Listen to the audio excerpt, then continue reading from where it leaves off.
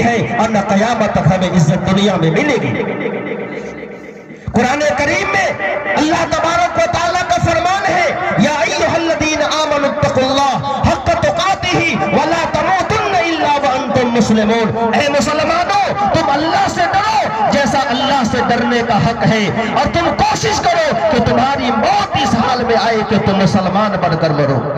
تو کام کریں گے چماڑ والا، کام کریں گے ڈوم والا، کام کریں گے ظالم والا، کام کریں گے شرابی والا، کبھی مسلمان بن کر نہیں مر سکتے ہیں۔ مسلمان بن کر مرنے کے لیے مسلمان بن کر زندگی گزارنا پڑے گا۔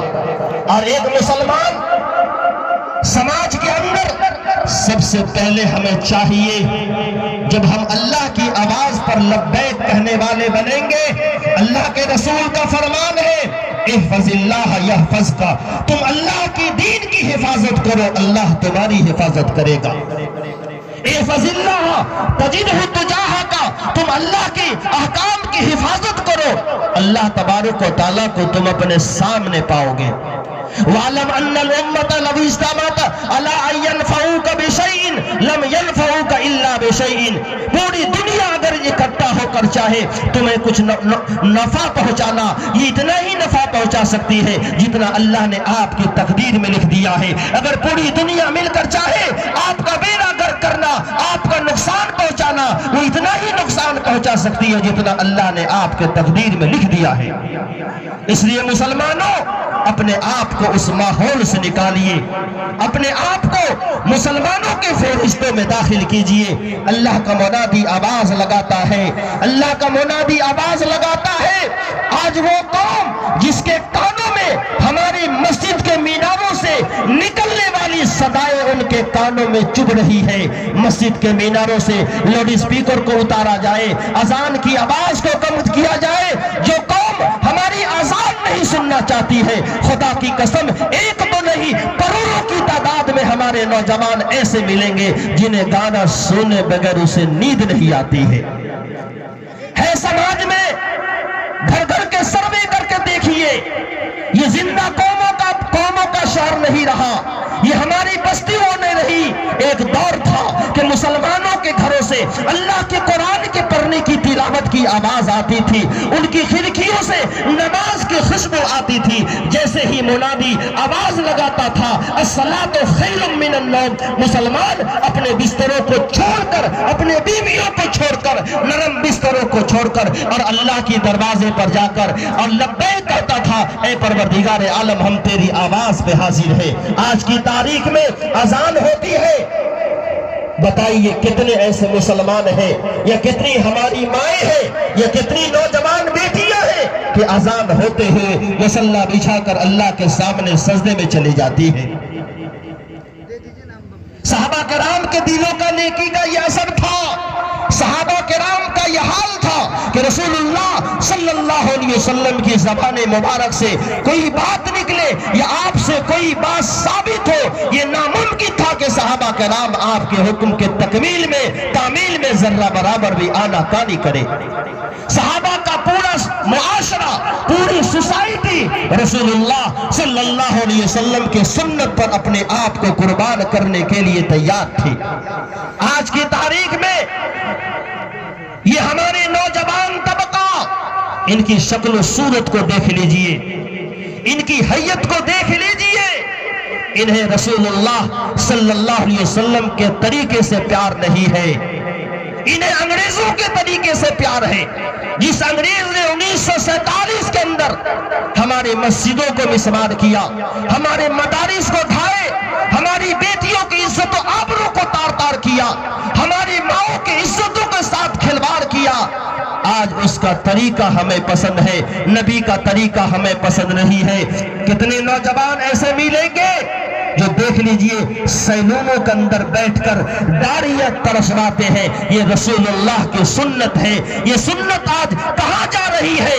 وہ نہیں آپ مسلمان کے کے چہرے سے، اپنے استورے سے سنت رسول اللہ کو تراش کر اس داڑھی کے بال کو کہاں پھینکتا ہے؟ ایسے نالے کے اندر ڈالتا ہے جس میں کتے اور سور جیسے جانور پیشاب کرتے ہیں۔ پوری بستی، پوری آبادی کی نجاست جس نالے سے بہتی ہے، آج اس نجاست کے اندر ہمارے رسول اللہ صلی اللہ علیہ وسلم کی سنت بہ رہی ہے۔ اور مسلمانوں، جب ہمارے دلوں کے اندر ایک نبی کی طریقہ کی اتنی عظمت نہیں ہے، ہمیں دنیا میں کہاں عزت مل سکتی ہے؟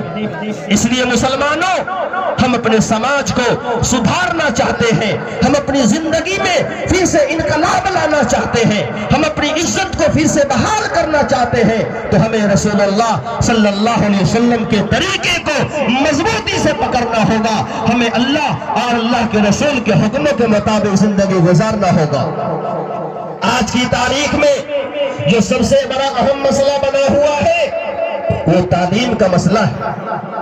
آپ کو معلوم ہے ہندوستان کے اندر کچھ علاقے ایسے ہیں، ہر علاقے کی ایک پہچان ہوتی ہے، ایک شناخت ہوتی ہے، فلاں علاقے کے لوگوں کا یہ مزاج ہے، فلاں علاقے کے لوگوں کا یہ مزاج ہے۔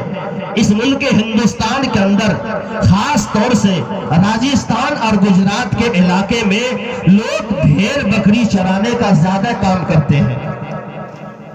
ان لوگوں کا مزاج یہی ہے۔ جیسے ہمارے چھوٹے چھوٹے ننھے معصوم بچوں کو دیکھیں گے، جن کے باپ خود تربیت یافتہ نہیں ہے تو اپنے بچوں کی کیا تربیت کریں گے؟ کیا انہیں سلیقہ سکھائیں گے؟ ہر موڑ ہر چوراہے پہ گلیوں میں بچے گولی کھیلتے ہیں۔ اس علاقے میں چھوٹے چھوٹے معصوم بچوں کو بھیڑ بکری چرانے پر مامور کر دیا جاتا ہے۔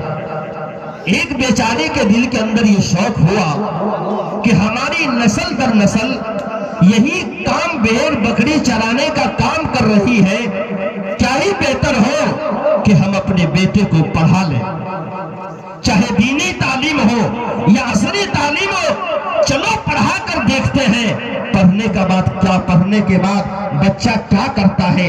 اور اس ماحول میں کسی بھی بچے کو پڑھانا عیب سمجھا جاتا تھا، ہر آدمی دولت کو سمیٹنے میں لگا ہوا تھا۔ چنانچہ اس آدمی نے اپنے بچے کو ایک بہترین کالج کے اندر داخل کیا۔ بولا بیٹا تمہیں بھیڑ بکری چرانے کی ضرورت نہیں ہے، ہم سنبھال لیں گے، تم چلے جاؤ پڑھنے کے لیے۔ بہوا تو پڑھنے کے لیے گیا اور اتنا پڑھا کہ ایک بادشاہ کا وزیر بن گیا۔ جب بادشاہ کا وزیر بن گیا، باپ بھی پریشان، اتنا دن گزر چکا ہے، بیٹے سے ملاقات نہیں ہوئی ہے، فون کا زمانہ تو تھا نہیں، خط و کتابت کا زمانہ تھا۔ باپ نے اپنے بیٹے کو خط لکھا کہ بیٹا میں تم سے ملنا چاہتا ہوں، میں فلاں تاریخ کو فلاں ٹرین سے بوگی نمبر سب کچھ ایڈریس لکھ کر اس نے اپنے بیٹے کو بھیج دیا۔ بیٹا وزیر بن گیا۔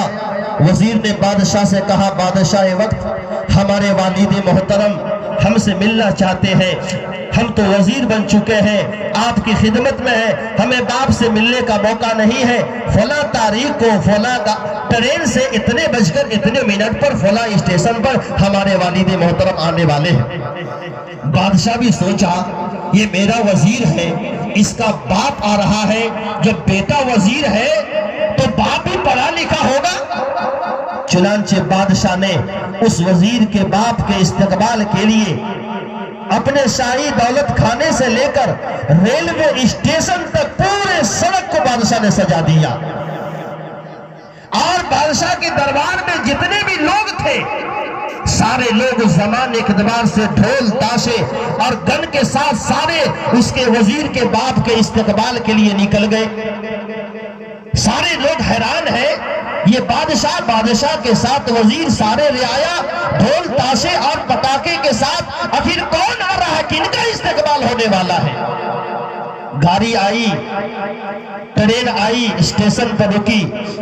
اب سارے پیسنجر جو تھے، سارے مسافر یہ تماشا دیکھ رہے تھے کہ اتنا زبردست کس کا استقبال ہونے جا رہا ہے۔ چنانچہ وہ وزیر کے جو والد گرامی تھے وہ بیچارے پڑھے لکھے تھے نہیں، دیہات کے رہنے والے تھے، انہوں نے اپنے ایک ہاتھ میں لاٹھی اور لاٹھی میں دونوں جوتے کو لٹکا کر اور کندھے پہ پھاٹا پرانا کمبل ڈال کر، اور وہ بھی ٹرین سے نکل کر تماشا دیکھ رہا ہے کہ یہ ہو کیا رہا ہے۔ جب گاڑی چلی گئی، بھیڑ ختم ہو گئی، بادشاہ نے وزیر سے پوچھا، وزیر گاڑی تو چلی گئی لیکن تمہارے والد محترم نہیں آئے کیا؟ گاڑی تو نہیں چھوٹ گئی؟ بادشاہ کو یہ گمان تھا کہ جب یہ وزیر ہے تو ان کے والد محترم بھی اس سے کم تھوڑے ہوں گے، بہترین جبہ کبہ کے ساتھ کچھ لوگوں کو ساتھ لے کر آئے ہوں گے۔ وزیر نے کہا، بادشاہ سلامت، وہ سامنے دیکھ رہے ہیں، ایک بڑھوا سامنے لاٹھی پر جوتا